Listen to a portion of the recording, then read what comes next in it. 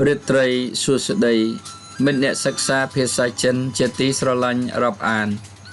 នៅរិត្រីកាលដ៏សែនមនោរម្យនេះខ្ញុំបាទសេរីយុកោមានកិត្តិយសលើកយកអក្សរសាស្ត្រចិនភាគ4តាមសៀវភៅហាន់អ៊ូយកមកបង្ហាញការរៀបរៀងឡើងមានវត្ថុបំណងសំខាន់7យ៉ាងទី1ដោយយល់ឃើញថាភាសាចិនមានសារៈសំខាន់ខ្លាំងណាស់នៅកម្ពុជានៅលើពិភពលោកយើងនេះក្នុងចំណោមមនុស្ស5នាក់មានម្នាក់ចេះនិយាយភាសាចិនទី2ចំណេះដឹងចេះហើយមិនយកមកប្រើជាពឹសពុលទី3ការឲ្យទានធម៌ជាទានដ៏ប្រសើរជាងទានទាំងពួងទី4ដើម្បីទុកជាអនុស្សាវរីយ៍សម្រាប់មនុស្សក្នុងលោកទី5ពិភពលោកនេះគ្រាន់តែជាជំរកបណ្ដោះអាសន្នប៉ុណ្ណោះទី6យើងអាចជួយគ្នានៅអ្វីដែលយើងអាចជួយបានទី7ការចែករំលែកជាទម្លាប់ល្អរបស់ជនជាតិខ្មែរដូច្នេះសូមរីករាយសិក្សាទាំងអស់គ្នាដូចតទៅទី11មេរៀនទី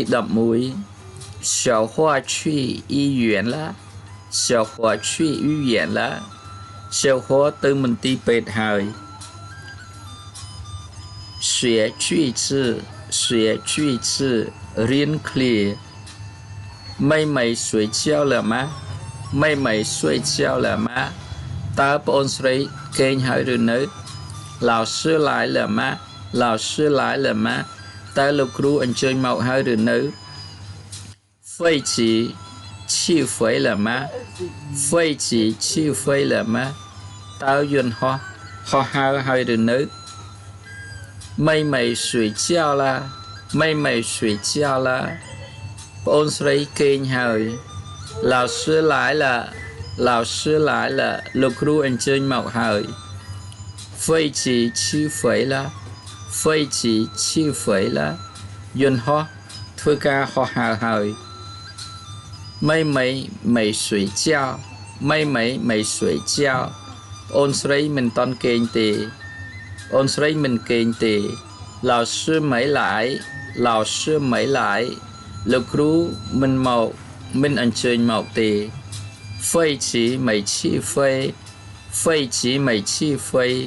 យន្តហោះមិនមានការមិនធ្វើការហោះហើរទេ我饱了我饱了ខ្ញុំឆ្អែតហើយ他明白了他明白了គាត់យល់ហើយ